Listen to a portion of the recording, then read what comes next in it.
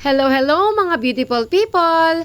So flexing my client po kahapon sa aking live, September 19 around 9 a.m. So si client po yung ni-live ko kahapon at finlex ko po sa mga tao or sa viewers ang before na face ni client bago natin i-treat ng diamond peel treatment. So may mga pekas po si client, kaliwa, kanan. So, maliit pa naman po, manipis pa naman po at hindi pa ganun kalapad. So, tingnan nyo po mamaya sa dulo ng aking video kung may difference po ba or may pagbabago po ba sa ating diamond.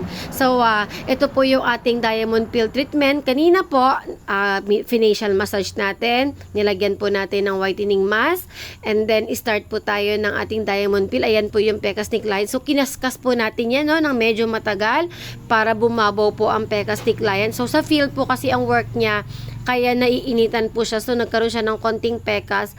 And then, tinanggal natin yung mga dry skin ni client. So, napakadaming dry skin po ang ating natanggal. So, mapapansin nyo po itong right side na diamond peel ko.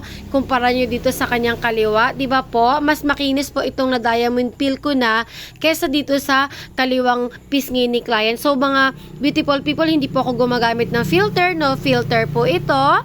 At natural na natural po yung ating camera. Hindi po tayo gumagamit. So, light lang po ang ginagamit natin. And then, dito po sa kaliwa niya, start po tayo sa kaliwa.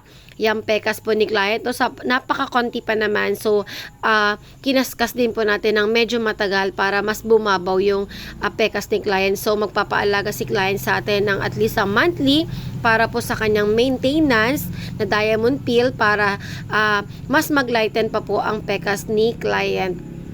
So, si client po ay taga Manila at pag uwi na niya sa atin dito ay magpapadread po siya. So, sa dulo po makita natin no, yung after po ng result ng ating diamond peel treatment. So, at least monthly po, pinakamaganda magpa-diamond peel treatment.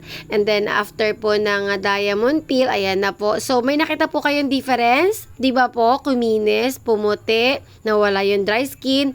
Sobrang smooth, sobrang blooming, at kumikinang-kinang. Thank you!